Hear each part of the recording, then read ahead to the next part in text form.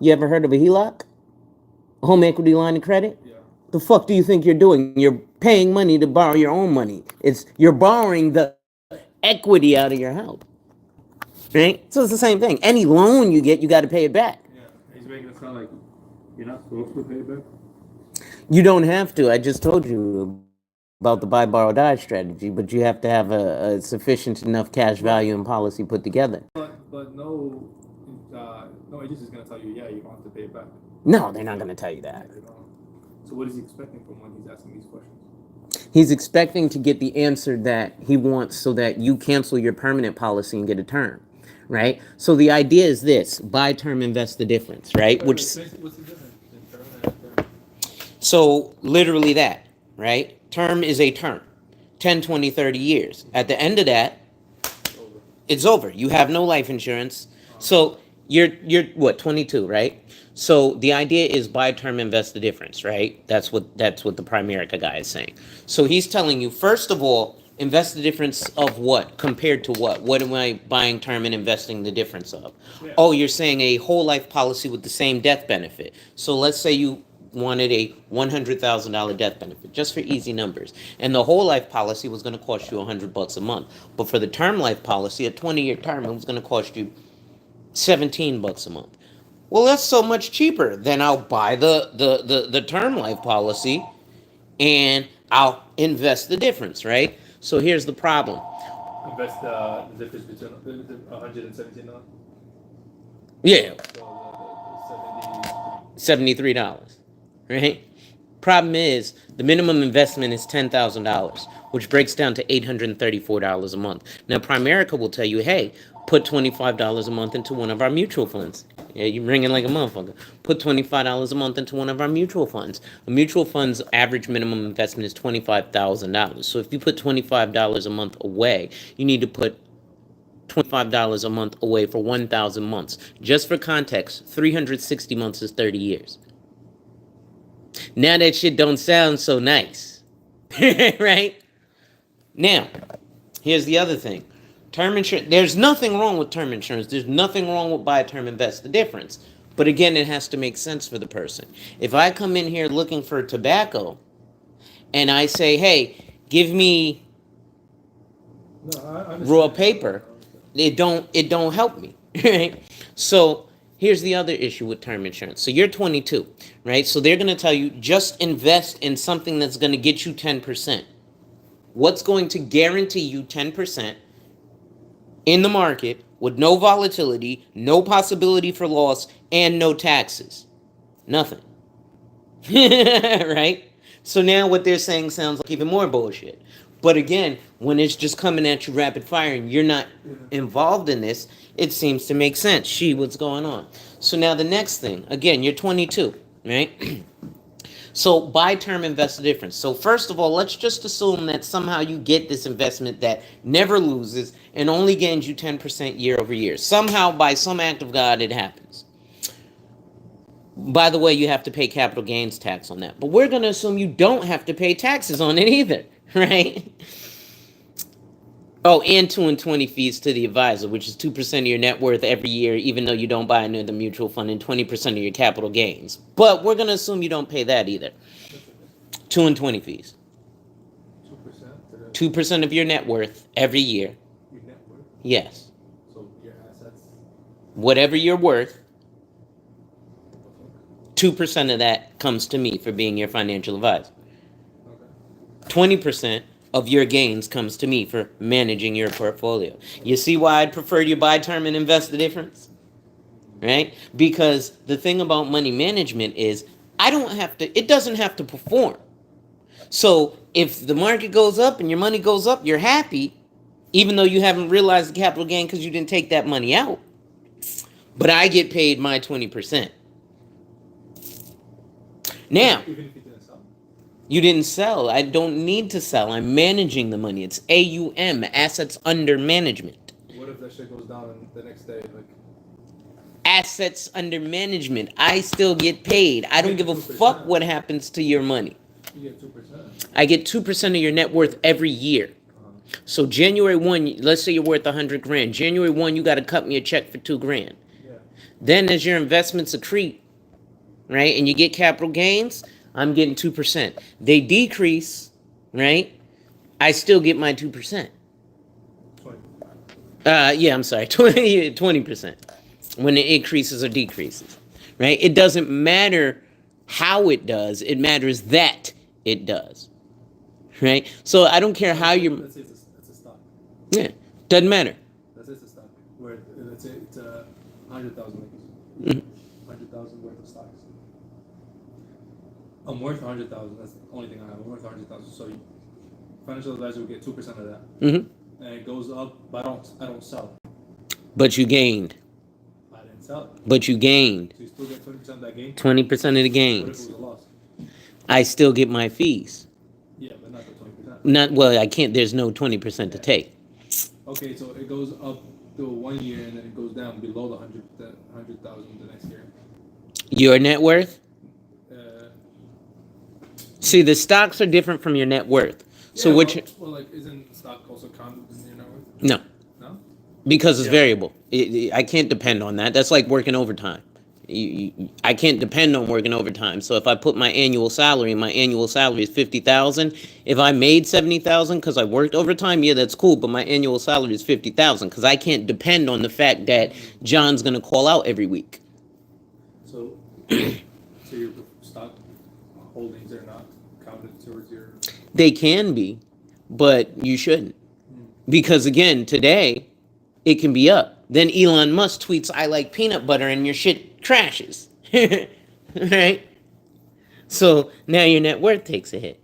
But again, so now you're 22. You buy this term policy, and like I said, we're gonna assume that everything else is going right.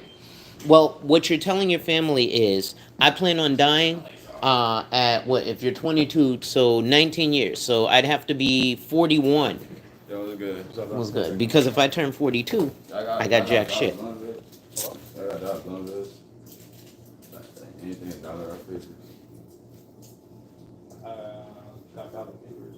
You get that.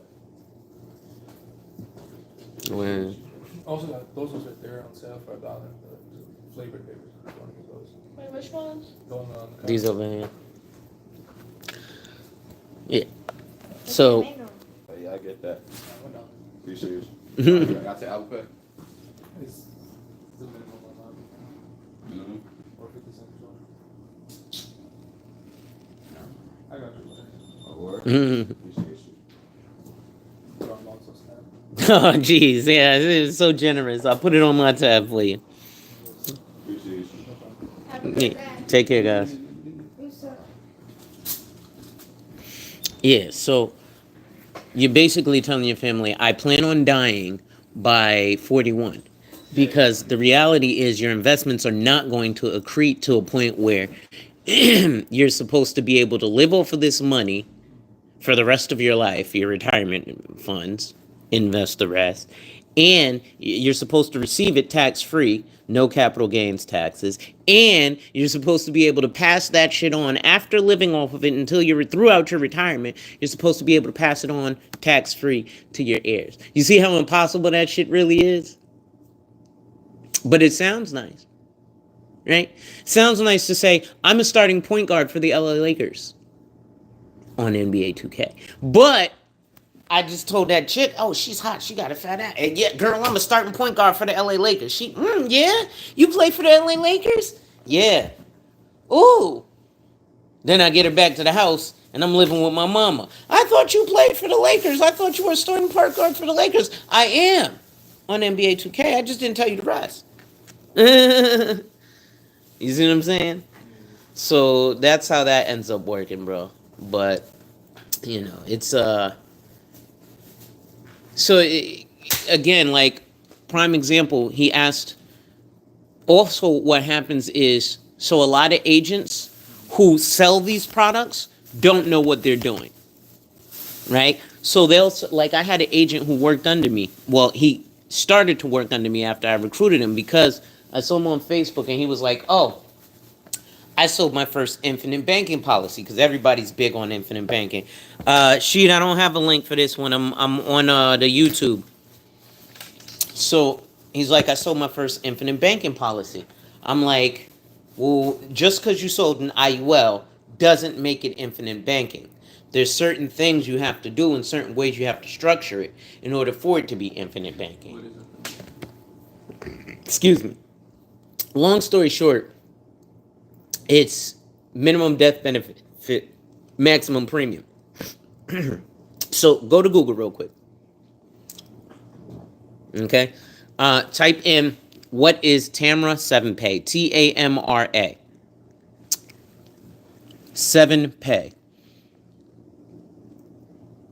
The 7-pay premium limit is a level annual amount of money that can be put into a cash value life insurance policy during each of the first 7 policy years.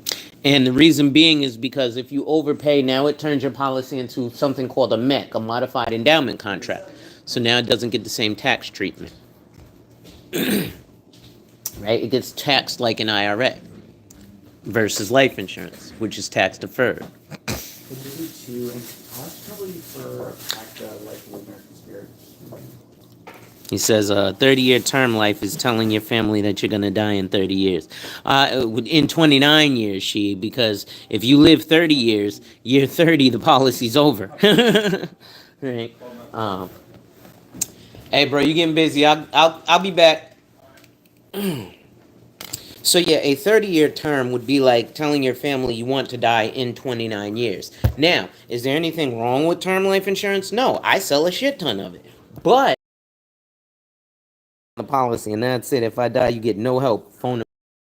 So that's the reality of the situation. Now, it's not much better with permanent life insurance. Let me tell you, permanent life insurance only pays out about 26% of the time. So it's not substantially better, right? So it's not that I'm just up here bashing term life insurance. The reality is, though, term life insurance ends up at a 99% lapse rate because I was trying to say, well, people outlive their policy.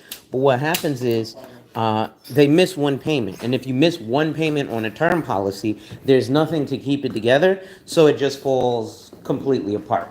It falls flat on its face. And so that can become difficult as well. Right? And unfair to, your family and friends and loved ones, right? Because now you have this situation where, you were supposed to have a policy and yet, you thought you were doing the right thing by, covering something. But again, it becomes expensive. Now, people will also say, well, what about the fees on a whole life or a permanent life? Yes, there are surrender charges. Surrender charges are just like if you have any investment or a CD. If you take the money out within a certain period of time, the bank isn't able to make their interest. So they charge you a fee for that, right? If you pull a CD out early, they haven't made their interest, nor have you made your interest. So they charge you a penalty for pulling out early. It's the same thing with life insurance. The first 7 to 10 years, there's a surrender fee. But after that, you don't pay a surrender fee. So those fees end up going away. So if you look at a term life insurance policy, let's say you only pay $100 a month, $1,200 a year for 20 years. At the end of 20 years, you've just paid $24,000 to the insurance company. But you lived. So your life insurance policy is now null and void. So you just got to pay the life insurance company $24,000 in order for you to pay them $24,000, right? Ladies and gentlemen, I actually have some unexpected happenings. So what I'm going to do is I'm going to stop this live for now. I will come back later today and continue reading on this book. I got kind of tied up in the store talking to another potential client. But again, when we come back, it's probably going to be Books and Blunts, top 25 ways an IUL can secure your financial future and create a tax-free family bank, right? So, what's funny is they also have, Prince Pierre, what's going on? They also have a book on infinite banking with traditional whole life insurance, right? So they have a book on infinite banking with traditional whole life insurance. What they don't have a book on is buy term invest the difference. You've never heard anybody with a book on buying term insurance or investing the difference, right? Because what is it compared to? But at any rate, ladies and gentlemen, I'll be back later. I gotta go handle something. Wipe ass, work in progress every day and see success. Salute.